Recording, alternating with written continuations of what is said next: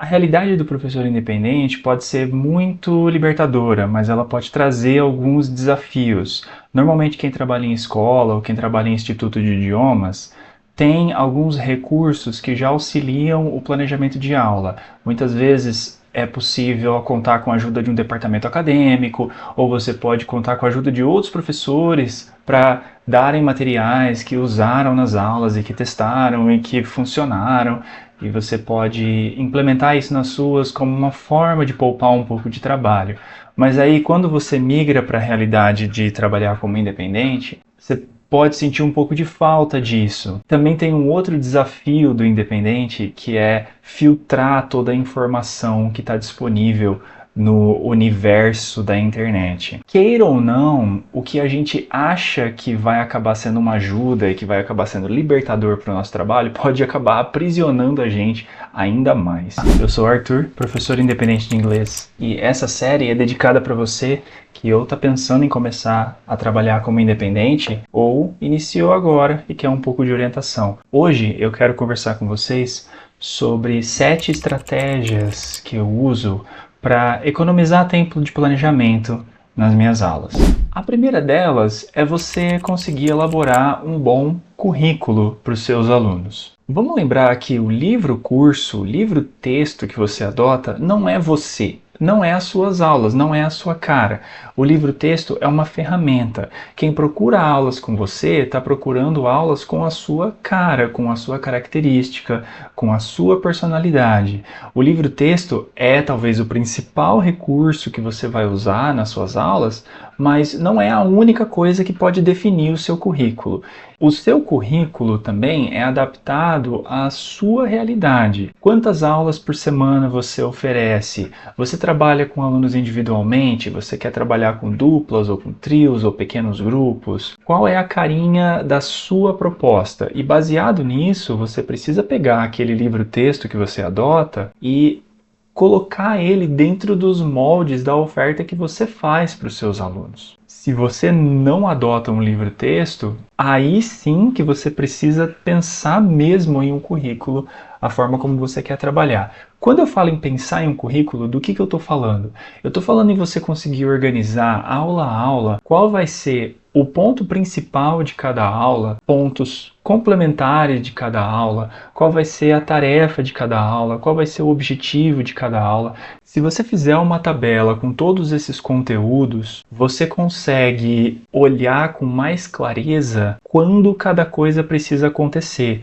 E isso garante que você não vai despender esforços de planejamento em vão.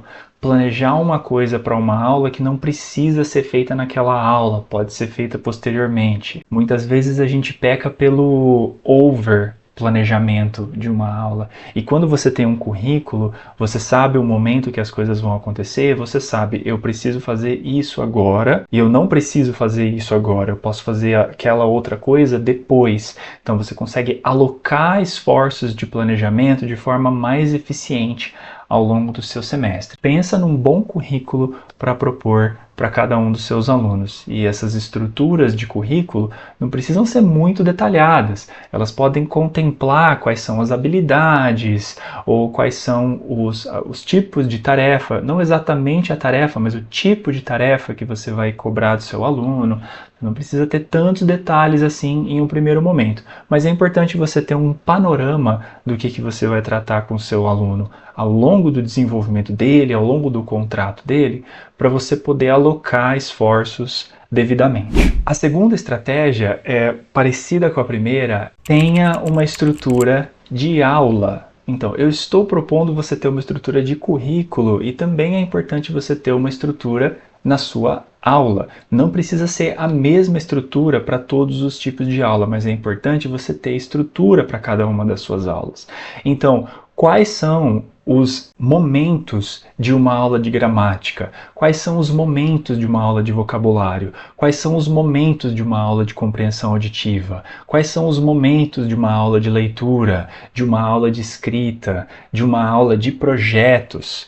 Pensa com calma quais são os momentos que você precisa ter para cada uma das suas aulas para que o seu aluno sinta que está atingindo um bom objetivo. Essa aula tem uma introdução, tem 2 momentos de desenvolvimento desenvolvimento, tem um pós, tem alguma coisa depois para o aluno praticar em casa, tem esse tipo de recurso suplementar para cada uma daquelas aulas. Então, pensa na estrutura de uma aula. Às vezes, uma aula que você pensou de compreensão auditiva vai fugir um pouco dessa estrutura. Por exemplo, ao invés de trabalhar um áudio, você vai querer trabalhar dois.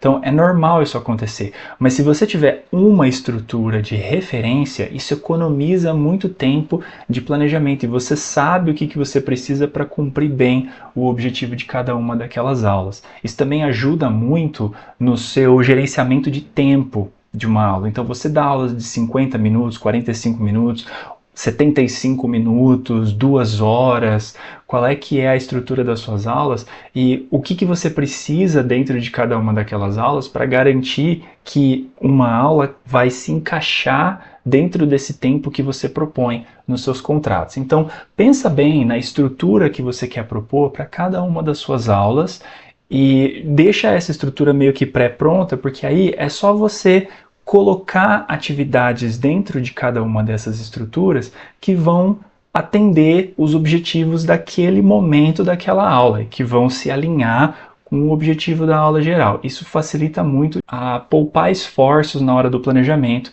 e evitar planejar coisas que você eventualmente nem vai usar ou que podem sair do escopo da aula. Também falando de aulas, agora a minha terceira recomendação é: usa a mesma aula para diferentes alunos. Muitas vezes, um mesmo conteúdo pode trabalhar um tipo de vocabulário, um tipo de gramática, um tipo de linguagem funcional que vai ser útil para diferentes alunos em diferentes contextos. Muitos dos contextos dos alunos geram demandas parecidas para todos eles. Sim, cada um dos alunos tem as suas particularidades, tem as suas individualidades, mas existe uma linha comum que une alunos de um determinado nicho. Então, alunos que buscam inglês para propósitos profissionais têm mais ou menos objetivos parecidos, se encaixam mais ou menos no mesmo currículo. Então, muitas vezes, cabe a você identificar o que é comum de cada um dos alunos e como individualizar e como personalizar uma aula dependendo do aluno. Então, se você sabe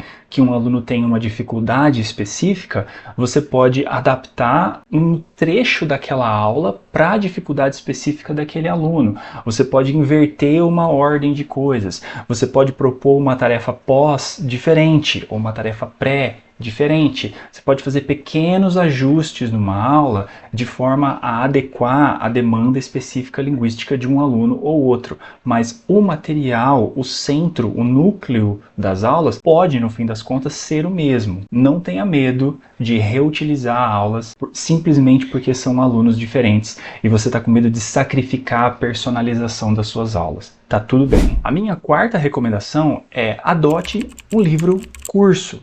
Sim, eu entendo que muitas vezes professores acham que o livro curso pode padronizar uma aula, pode parecer que você não está atendendo às demandas específicas de um determinado aluno, mas acredite, um livro curso acaba gerando uma sensação de progresso diferente, tanto em você quanto no seu próprio aluno. É muito comum professores usarem livros cursos à risca em níveis mais iniciais e não usarem em níveis mais avançados. Eu entendo isso. Eu ainda assim recomendo ter livros curso que vão orientar aulas mais avançadas, porque os livros curso fazem um trabalho muito minucioso de pensar em estruturas linguísticas, em vocabulários para alunos de diferentes níveis. Além do que, os temas propostos dentro de livros cursos são temas interessantes. Por mais que você não adote um livro curso com um aluno upper intermediate ou um aluno avançado,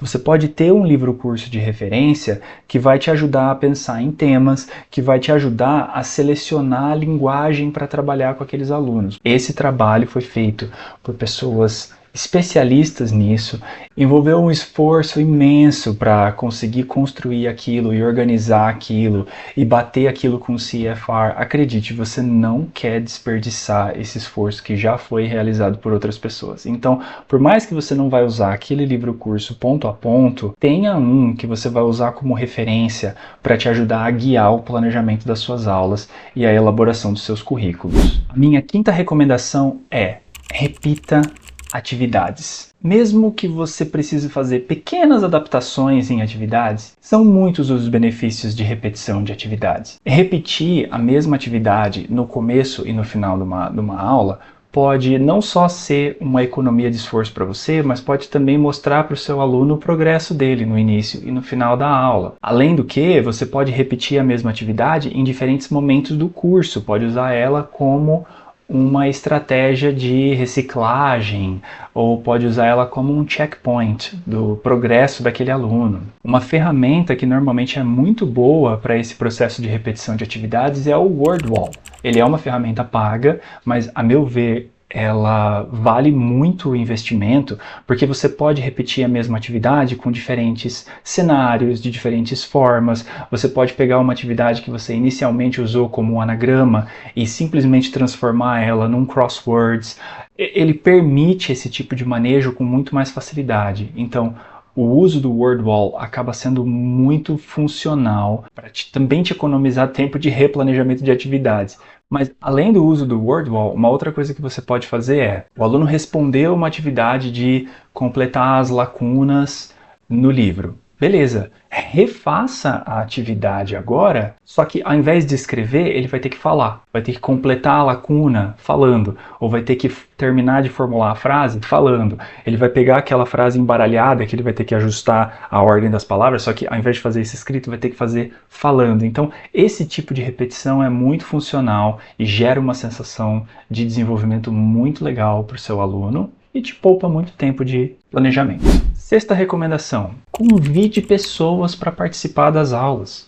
Você tem um aluno que se interessa por tal coisa e você tem um amigo que se interessa pela mesma coisa. Coloque essas pessoas para conversar. Ou você tem um outro aluno que tem aquela experiência, que pode dar um pouco de orientação. Você tem um aluno que está querendo prestar uma vaga para não sei o que. Convide uma outra pessoa para a aula para poder conversar sobre isso. Convide pessoas. Esse convite de pessoas é muito interessante. Gera um senso de socialização e de funcionalidade de comunicação muito real. Então não tenha medo de convidar pessoas. Converse com os alunos, fale: eu tenho uma pessoa assim, assim, assim. Converse com a pessoa, dê instruções falando: olha, esse é o nível dela, ela pode ter dificuldade para isso, isso e isso. E você pode se colocar como mediador da conversa, mas não deixe de convidar pessoas para fazer parte das suas aulas. Reserve aulas no seu currículo que você coloca pessoas juntas para conversar. É muito bom, muito funcional, muito interessante. Eu super recomendo. E a minha sétima dica é: adote materiais suplementares. Tem três tipos de materiais suplementares que eu gosto muito de adotar com os meus alunos. O primeiro deles são readers. Leia um livro por semana e no comecinho da aula a gente vai conversar sobre o que você leu. Isso fica meio como uma flipped classroom, por mais que não seja a aula toda, mas no comecinho da aula a gente vai conversar sobre o que você leu e você vai me dar um resumo. Isso são 20 minutos de aula que a pessoa usa uma linguagem autêntica, em que ela se prepara para usar o vocabulário que foi usado no material para poder fazer o próprio relato. Isso é um ganho de vocabulário para a pessoa, é um ganho de tempo de planejamento para você. Outro tipo de material que você pode usar são séries. Netflix combina com o seu aluno de assistir um episódio de uma série por semana e trazer um relato daquele episódio para a aula seguinte. Outros tipos de materiais suplementares interessantes são materiais de vocabulário, de gramática. Séries In Use da Cambridge podem ser bons materiais que vão costurar ali uma aula e outra. O aluno pode se manter fazendo atividades, você não precisa pensar muito sobre tarefas para recomendar para aquele aluno. Você pode recomendar unidades a depender das dificuldades específicas daquele aluno. Então essa é uma boa recomendação de economia de tempo. Você tem outras estratégias que você usa? Deixa aqui nos comentários e vamos continuar essa conversa ali. Muito obrigado e até a próxima.